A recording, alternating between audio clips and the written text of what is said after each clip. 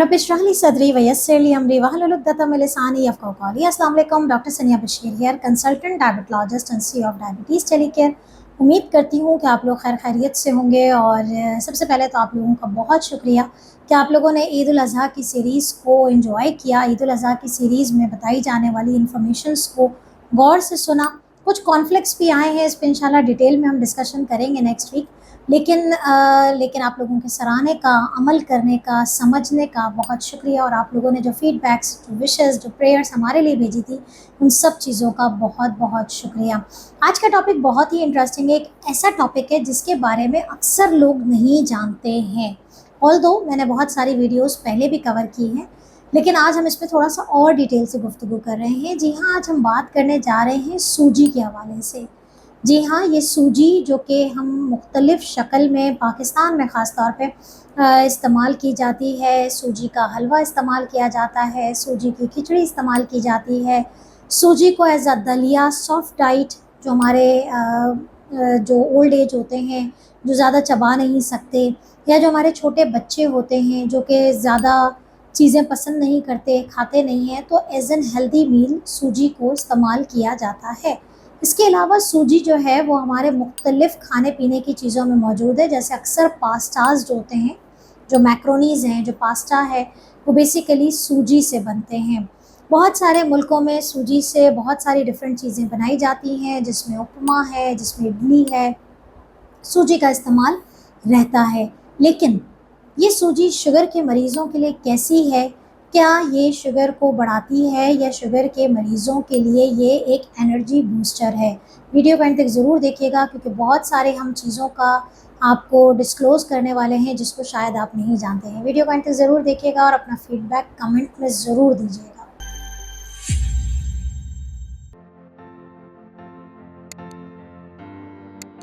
देखिए, सबसे पहले तो मैं ये बताना चाहूँगी कि सूजी का जो ताल्लुक है बेसिकली वो कहाँ से आ रही है और ये किस कैटेगरी से ताल्लुक़ रखती है।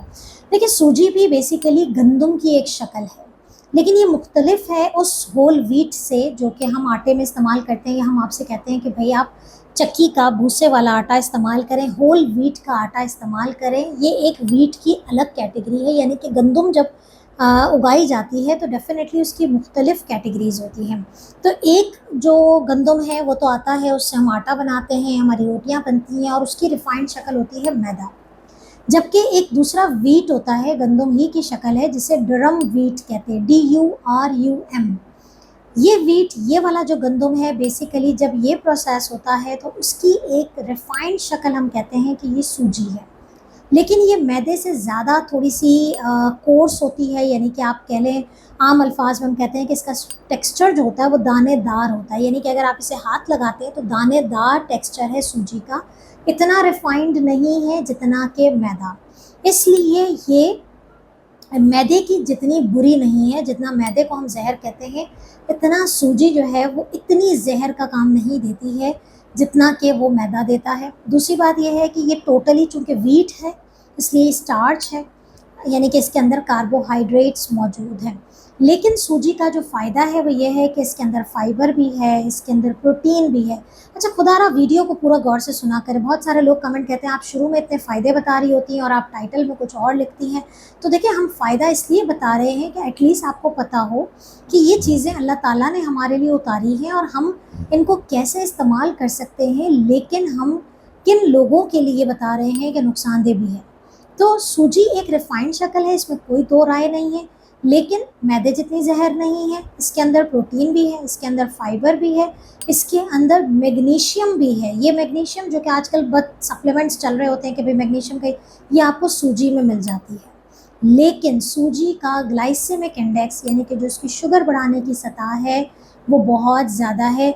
यानी कि अगर एक आम आदमी को मैं समझाना चाहूँ कि जितना तरबूज और आम के अंदर ग्लाइसेमिक इंडेक्स आई है, ऑल्दो हम वो मना नहीं करते क्योंकि वो नेचुरल शक्ल है, सूजी नेचुरल शक्ल नहीं है। सूजी उस गंदम की जो अल्लाह ताला ने उतारी है उसकी रिफाइंड शक्ल है। तो अगर हम इसको अपनी डाइट से निकाल भी देते हैं तो नो इश्यूज़।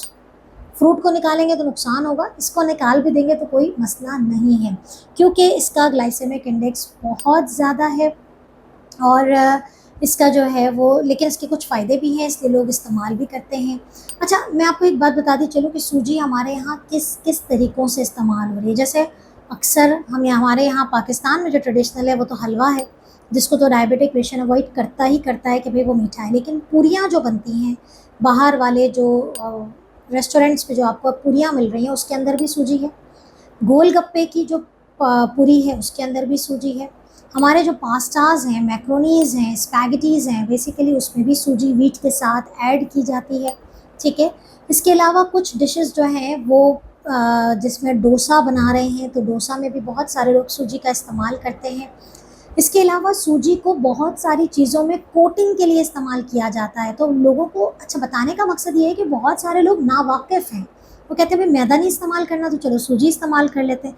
तो सूजी जो है बेसिकली अगेन कार्बोहाइड्रेट है, स्टार्च है, शुगर बढ़ाती है, ग्लाइसेमिक इंडेक्स ज़्यादा है।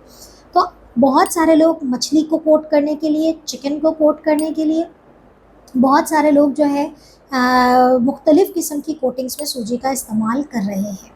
इसके अलावा सूजी इडली, जैसे मैंने शुरू में ज़िक्र किया कि भाई उपमा बनाया जाता है, बहुत सारे लोग पूरी दुनिया से हमें चूँकि सुन रहे हैं, तो सूजी आपकी इन चीज़ों में है। तो ये मत समझें कि आपकी शुगर अगर कंट्रोल नहीं हो रही, आप तो बहुत अच्छी डाइट करते हैं और आपकी डाइट में सिर्फ़ ये नमकीन चीज़ें शामिल हैं, तो खुदारा ये याद रखें कि अगर आप बाहर से कोई चीज़ परचेज़ करते हैं, उसका न्यूट्रिशन लेबल ज़रूर पढ़ लें कि इसके अंदर कितना कार्बोहाइड्रेट है, इंग्रीडिएंट ज़रूर देख लें। अगर सेमोलिना है तो फिर आपकी ये चीज़ जो है वो शुगर बढ़ाने का बाइस बन सकती है। लेकिन सवाल ये है कि क्या ये बिल्कुल भी इजाज़त नहीं है? जैसे मैंने कहा ये ज़हर नहीं है। तो अगर आपने अपने नाश्ते में बाज़ औक़ात आपके घर में ओल्ड एजेड हैं, 50 साल, 60 साल, 70 साल के लोग हैं जो कि खा पी नहीं सकते। अच्छा, हमने उनकी खिचड़ी भी बंद कर दी है चावल वाली। बहुत सारी चीज़ें हमने बंद की हुई होती है बिकॉज़ वो शुगर बढ़ाती है। तो बहुत सारे लोग सूजी का इस्तेमाल जो है वो सॉफ्ट डाइट के तौर पे करते हैं। तो अगर आप सॉफ्ट डाइट के तौर पे सूजी का इस्तेमाल करना चाहते हैं तो आपने 1.5 table spoon, keep in mind, negative comment करने से पहले कि आप सूजी खाते ही नहीं हैं, ओके नहीं खाते, हमारी वीडियो उन लोगों के लिए है जो खाते हैं। 1.5 टेबल स्पून सूजी का इस्तेमाल अगर आप एक टाइम पे करते हैं तो आपको 15 ग्राम कार्ब मिलेंगे, आप रिलैक्स हो जाएंगे। अगर आपने कोई 1 कप के करीब इस्तेमाल किया तो कार्बोहाइड्रेट की मिकदार बहुत बढ़ जाएगी। चूँकि इसके अंदर फाइबर और प्रोटीन मौजूद है लेकिन इसके बावजूद इसका ग्लाइसेमिक इंडेक्स बहुत ज़्यादा है, ग्लाइसेमिक लोड भी बहुत ज़्यादा है और वो आपके जिस्म में जाके शुगर लेवल्स को बढ़ा देती है। तो बहुत सारे कैंडिडेट जो कहते हैं हमने हलवा तो खाया ही नहीं, हम तो सिर्फ पूरी चने के साथ ले लेते हैं, फिर भी डॉक्टर मेरी शुगर बढ़ जाती है। तो कीप इन माइंड, हो सकता है कि उन पूरियों में सूजी, आटा मिक्स किया गया, और मैदा तो खैर है ही, वो शुगर को बढ़ा देता है।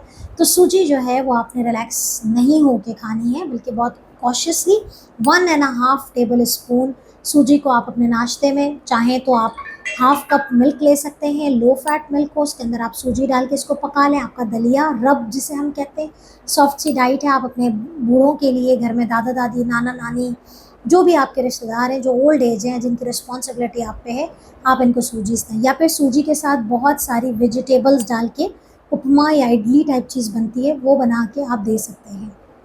तो अगर आपकी मैंडेटरी है, आप किसी भी तरीके से अपनी डाइट में अगर सूजी को आज तक इस्तेमाल करते रहे थे, जैसे हम रावा भी कहते हैं ना, बेसिकली ये रावा फ्लावर कहलाता है। तो अगर आप सूजी इस्तेमाल कर रहे थे तो आपने प्रोटीन को इज़ाफ़ा कर देना है, गुड फैट का इस्तेमाल करें ताकि ये कार्बोहाइड्रेट आपके लिए नुकसानदेह ना हो। तो अपना बहुत ख्याल रखिएगा और दुआओं में याद रखिएगा। अल्लाह हाफ़िज़।